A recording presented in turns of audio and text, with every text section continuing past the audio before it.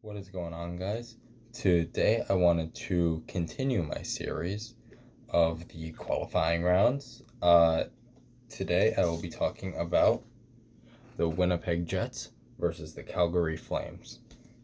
So, this is a very tight series, as you would expect, with it being the 8 versus the 9 seed. Those should be the tightest series. Um, but personally, I feel like that this will be a lot more one-sided than most people seem to think. Um, I could still see it going 5 games, probably four, I would say though. And so when you look at both the teams offensively, you'll notice there's a heavy advantage to Winnipeg. They've got Connor, Scheifele, and Wheeler on the top line. Those are three elite players, like that all are around a point a game a year, every single year. It's insane. And personally, I think Wheeler is one of the most underrated players in the NHL. His passing is insane, and he's just such a terrific leader out there. And I just don't think he gets enough respect from general hockey fans. And then on the second line, you got Ehlers and Line, who are both on pretty much any other NHL team first liners. But I do give the depth on forward more so to Calgary, because Appleton, Perot, Shore on the bottom line is not that great, versus Bennett, Jankowski, and Ryder on the bottom line for Calgary. That's a lot better. And talking about the top end talent, going back to that, the Flames, they got Gaudreau, Monahan, Lindholm, and Kachuk, which those are all fantastic players. A couple of them had down years, Monahan being a prime example, which I'll talk more about him later. Defense, this is a heavy edge to Calgary too, because last year Winnipeg had a really good defense. It got gutted. Bufflin decided not to play this year. There was a bunch of drama with him. They traded away Trouba, and they lost Sherratt. And I feel like there was one more that I'm not remembering. But so with their top guys being probably Morrissey and Pionk, I know as a Ranger fan that Pionk, he can get you all sorts of offense. But defensively, he's a black hole. He really should. His play style fits more so being an average forward than it does being a high-end offensive defenseman. But then you compare that to Calgary. They got Giordano, who just this previous season won the Norris Trophy with Anderson, which that was an amazing pair. And then your second pair of Brody and Hannafin. That's insane. Personally, I'm very high on Hannafin. I think that he could be a top pairing guy. Probably on most teams, not all, but he's really good, in my opinion. And then goaltending, it's not even a contest here, though. Winnipeg wins it hands down. Connor Hellebuyck, Vezina finalist, very much deservingly. I think that he should win it, even though I don't think he will, based on how the voting usually goes. Versus Riddick, who I'm not a huge fan of. I don't think he should be a starter. I do think Talbot should be the starter. And if they make Talbot the starter, this could be a different series. Even then, Talbot's good, not great, versus a Vezina caliber Hellebuyck. And so then you go to the leading point scorers.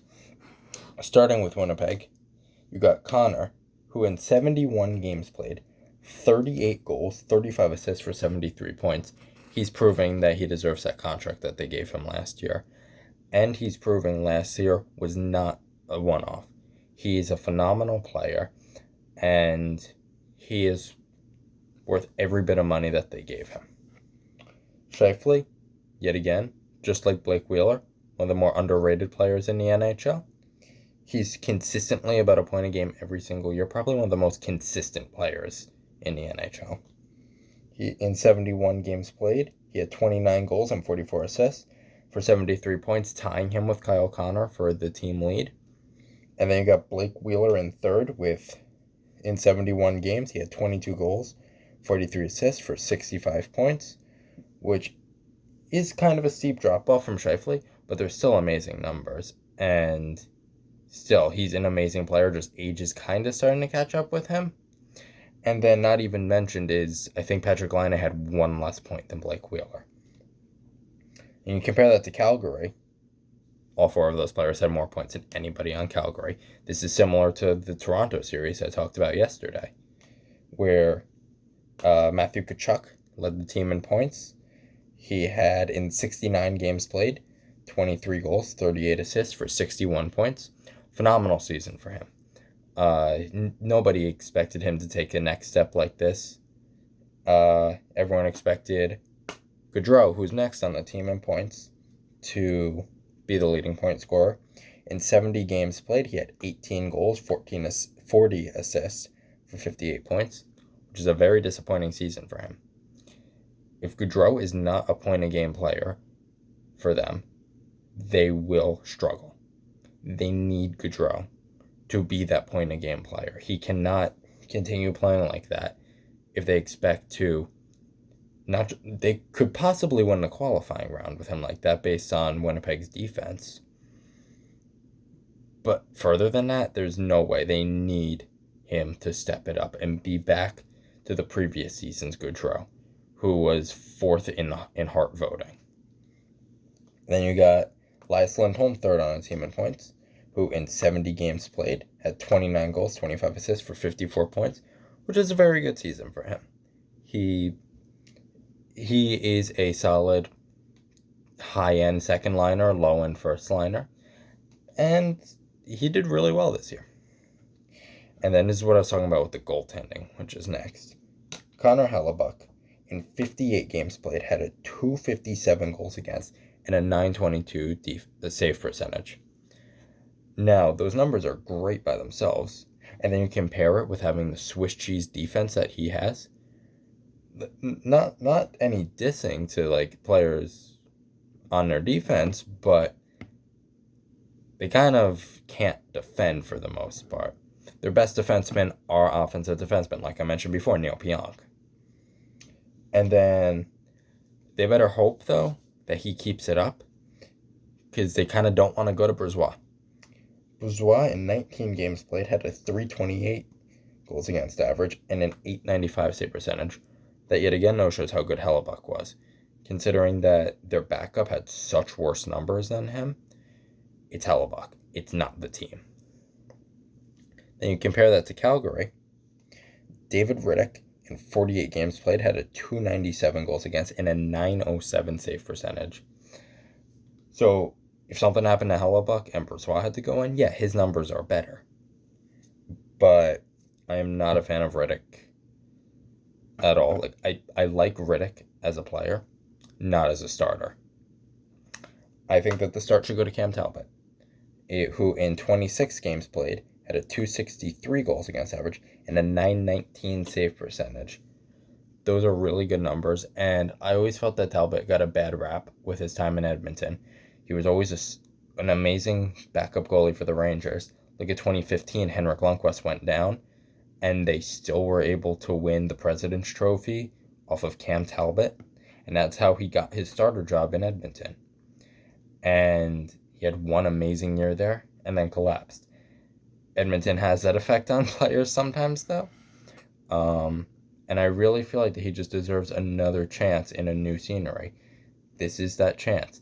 If they can put Talbot in the net, and he can play at a high level, this could revive his career, and he could be a starting goalie again.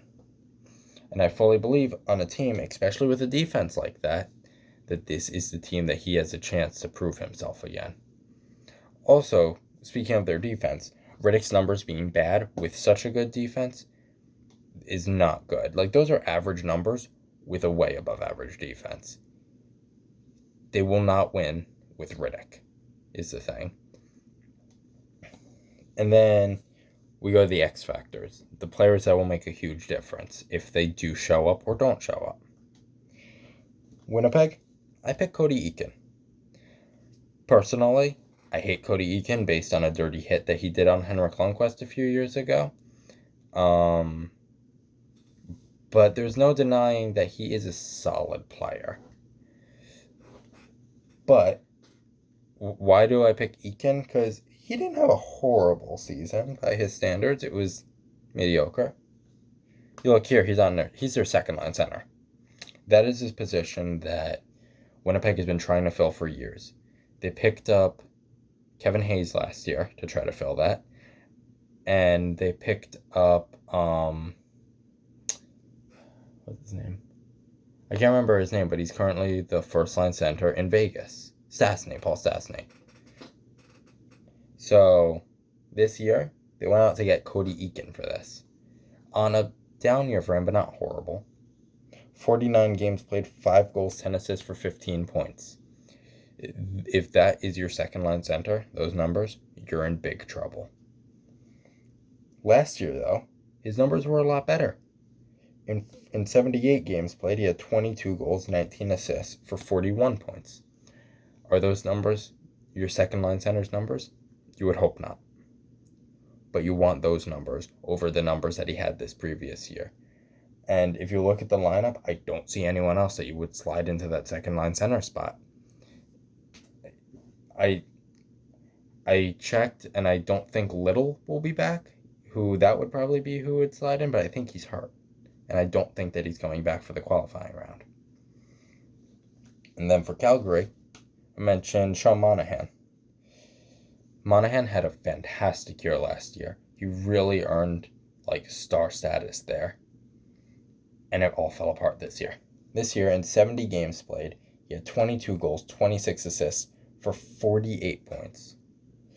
I mentioned how 41 points last year wasn't enough for me to think Eakin was a second line player. Meanwhile, 48 points this year for Monahan, who's supposed to be their first line center, that will not cut it. They need the Monahan of last year, who last year in 78 games played had 34 goals, 48 assists for 82 points. That's the player that they need to show up. Monahan needs a rebound.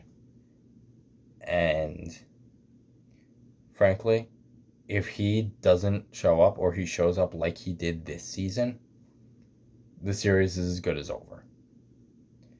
And when you take everything into account, Winnipeg has the better high-end offense, even though Calgary does have the better depth. Overall, I would take Winnipeg's offense. But if you can take advantage of their center depth, Scheifele's the only guy they really got. And that could really kill them. Defense, hands down, goes to Calgary. I don't think that there's any debating that. And then goaltending, yet again, hands down, Winnipeg. There's no debating that. Taking all that into account, I have to give the series to Winnipeg. Before that, though, I forgot to mention the goals for Winnipeg. They had 216 goals for versus Calgary's 210 goals against. And those are both pretty high numbers, but around average, I would say. Winnipeg with 203 goals against versus Calgary's 215. Yet again, Calgary's supposed to have the better defense. They let up more goals. And if you look at the differential, Winnipeg had 13 more goals for than they had against, whereas Calgary had 5 more against and they had 4, which would be a big difference maker considering the star power offense that Winnipeg has. And then you go to regulation overtime wins. Winnipeg has 34 of those. Calgary has 30. Yet again, that advantage goes to Winnipeg. Even though I think that they're the lower seed, when it comes to shootouts and overtime losses and that stuff, that doesn't matter anymore when you get into playoffs. So overall, I'm giving the series to Winnipeg, like I said. And this is a series that I could honestly see. I don't think it will, but I could see if all the stars align for them, it going in 3. Personally, I think it's going to go 4 games. Winnipeg wins it. And yeah, I just can't see a way that Calgary wins unless if they make Talbot the starter and he finds his star power from 2015 Rangers or 2016 Edmonton. Hellebuck crashes and burns from this year. And Monahan finds what he found last year, which last year seems like the one-off, not this year. I just don't see a way that Calgary could win this. But I'd like to hear your thoughts on this, so leave them in the comments. And hope you enjoyed this video, and I'll see you in the next one. Bye.